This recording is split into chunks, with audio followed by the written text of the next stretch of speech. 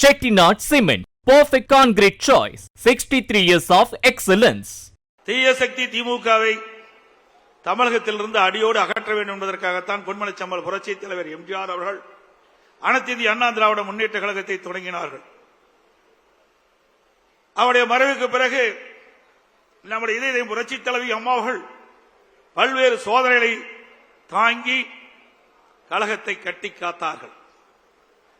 இருவரும் தலைவர்கள் இருக்கின்ற பொழுதுதான் ஏழை எளிய மக்கள், பட்டியலின மக்கள், விவசாயிகள், மீனவர்கள், நெசவாளர்கள், தொழிலாளர்கள், சிறுபான்மை மக்கள் என்று பலதரப்பட்ட மக்களுக்கும் அவர்களுக்கு நன்மை பயக்கக்கூடிய திட்டங்களை கொண்டு வந்து சாதித்த தலைவர்கள் நம்முடைய இருவரும் தலைவர்கள். அவருடைய ஆட்சி காலத்தில் தான் மகளிர் மற்றும் இளைஞர்களுக்கு கல்வி, அறிவு, வேலை வாய்ப்பு, நல்வாழ்வு போன்ற அற்புதமான திட்டங்கள் கிடைக்கப்பட்டது.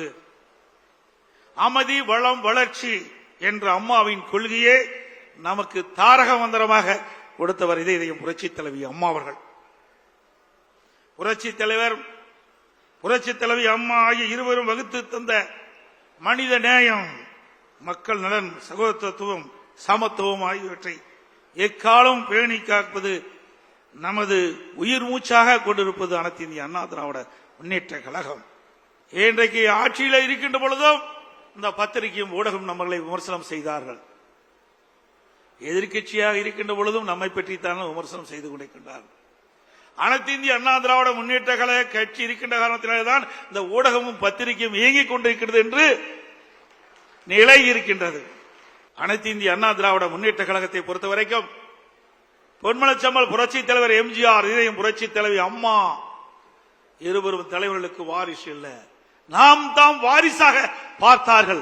நாட்டு மக்களைத்தான் வாரிசாக பார்த்தார்கள். அவளுக்கு என்ன செய்ய வேண்டும், எது செய்தால் நன்மை கிடைக்கும் என்று எண்ணி எண்ணி எண்ணற்ற திட்டங்களை வழங்கிய காரணத்தினால்தான் இன்றைக்கு அனைத்து இந்திய அண்ணா திராவிட முன்னேற்ற கழகத்தை எவராலும் தொட்டு பார்க்க முடியவில்லை. எனக்கு முன்னாலே தலைமை கழக நிர்வாகிகள் பேசியது போல எவ்வளவு பிரச்சனை. சட்டமன்றத்திலே பெரும்பான்மை நிரூபிக்கின்ற பொழுது இங்கே இருக்கின்ற மேடையிலே வீட்டிருக்கின்ற அமைச்சர் பெருமக்கள் அப்பொழுது அமைச்சராக இருந்தால் அந்த காட்சியெல்லாம் நாம் பார்த்தோம். அந்த தீர்மானம் நிறைவேற்றக்கூடாது என்பதற்கு நம்மோடு இருந்தவர்களே சில பேர் எதிரியோடு சேர்ந்து கைகோர்த்து ஒரு சோதனையை உருவாக்கினார்கள். சட்டமன்ற மாமன்றத்திலே சட்டப்பேரவை தலைவருடைய உத்தரவின் பேரிலே பெரும்பான்மை நிரூபிக்கின்ற தீர்மானத்தை கொண்டு வருகின்ற பொழுது இப்போதைக்கின்ற முதலமைச்சர் அன்றைக்கு எதிர்க்கட்சி தலைவராக இருந்தார். அவரும் அவரோடு சேர்ந்த சட்டமன்ற உறுப்பினர்களும் எப்படி நடந்து கொண்டார் என்பது தொலைக்காட்சியின் வாயிலாக நாம் அத்தனை பேரும் பார்த்தீர்கள். உங்களுடைய ஆதரவால் சட்டமன்ற உறுப்பினருடைய ஆதரவால் நான் முதலமைச்சராக தேர்ந்தெடுக்கப்பட்டு அந்த தீர்மானத்தை நிறைவேற்றுகின்ற நிலையிலே என் மீது, என்னுடைய மேஜையின் மீது ஏறி டான்ஸ் ஆடுறாங்க திமுக எம்எல்ஏ. இங்க இருக்கின்ற அமைச்சர்கள் முன்னரசில் இருக்கின்றார்களே, அமைச்சர்கள் மீது, அமைச்சருடைய மேஜையின் மீது ஏறி டான்ஸ் ஆடுறாங்க. சட்டப்பேரவை தலைவர் அவரை கீழே இழுத்து தள்ளி அவருடைய இருக்கையிலே அமர்கிறார்கள். அவருடைய மைக் உடைக்கப்படுகிறது. அப்படிப்பட்ட கொடுமையான நிகழ்ச்சி ஏற்படுத்தியவர் இன்றைய முதலமைச்சர் திரு ஸ்டாலின் அவர்கள். எண்ணி பாருங்கள், அதையெல்லாம் நாம் கடந்தோம், வெற்றி பெற்றோம். அது பொறுத்துக் கொள்ள முடியாமல் சட்டையை கிழித்துக் கொண்டு வீதியிலே தெரிந்தவர் தான் இன்றைய முதலமைச்சர் ஸ்டாலின் அவர்கள்.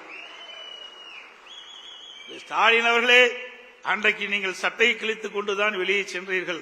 ஆனால் அடுத்த ஆண்டு நடைபெறுகின்ற சட்டமன்ற பொதுத் தேர்தலிலே அனைத்து இந்திய அண்ணா திராவிட முன்னேற்ற கழக தலைமையிலே அமைக்கப்படுகின்ற கூட்டணி பெரும்பான்மையான இடங்களிலே வெற்றி பெற்று அனைத்து இந்திய அண்ணா திராவிட முன்னேற்ற கழகம் தனி பெரும்பான்மையோடு ஆட்சி அமைக்கும். அப்பொழுது எந்த நிலையில் இருப்பீர்கள் என்று தெரியவில்லை. Chettinad Cement, perfect concrete choice. 63 years of excellence.